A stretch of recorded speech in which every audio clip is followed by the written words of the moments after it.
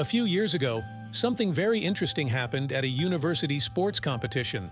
During the National Collegiate Athletic Association cross-country race in the United States, runners were presented with a dilemma. At a specific point, they had to make a decision about the course they should follow. They arrived at a place where the route was not clear, and they had to make the decision to continue down one street or another. Both directions seemed logical. The group of runners followed those in front. Those at the front made the decision, and the rest of the group followed, except for Mike Del Cavo and a small group. Mike knew the group had taken the wrong route and motioned for the rest to follow him. Many began to laugh and mock him, but a few followed him. Mike finished the race along with only 4 other participants. Out of 128 runners, 123 took the wrong path. Of course, there will be times in our lives when loneliness will make us feel empty, and when we will think that staying faithful to God and firm in our convictions may be inconceivable and even absurd. But as Mike Del Cavo and his running mates discovered, the majority is not always right, and what they believe is not always the most accurate opinion. Elijah's life as a servant of God was marked by the tension between moments of great feats of faith and instances dominated by anguish and even despair. Let's take a look at a moment in your life and see if you can relate to it. Elijah, who had maintained his trust in Jehovah through the years of drought and famine, who had stood fearlessly before Ahab, he who during the day of trial had been in Carmel before the entire nation as the only witness of the true God, in a moment of fatigue allowed the fear of death to overcome his faith in God.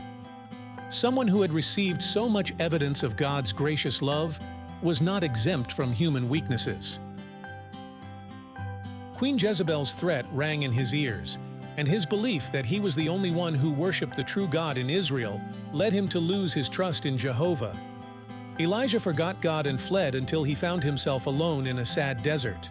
But God met him through a powerful angel who was sent to meet his needs and reveal the divine purpose with Israel. From there, he fled to a cave where he would experience the most sublime experience that a created being could live, and it would encourage and comfort him spiritually in his most needy hour. Inviting the prophet to come out of the cave, the angel commanded him to stand before the Lord on the mountain and listen to his word. And behold, the Lord passed by, and a great and powerful wind broke the mountains and broke the rocks before the Lord, but the Lord was not in the wind, and after the wind an earthquake, but the Lord was not in the earthquake, and after the earthquake a fire, but the Lord was not in the fire, and after the fire a still small voice.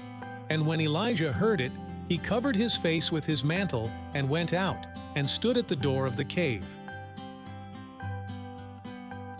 It was not through great manifestations of divine power, but by a still small voice, that God preferred to reveal himself to his servant.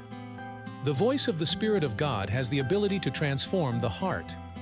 That whisper, as some Bibles translate it, has that wonderful quality of connecting two people, due to the fact that in order to hear the words transmitted through a whisper, you need to get closer. And precisely that is God's intention. He speaks to us with that still small voice of His Spirit to be as divinely close to us as possible. Hold on to Jesus. By remaining in the love of God, you can endure every trial.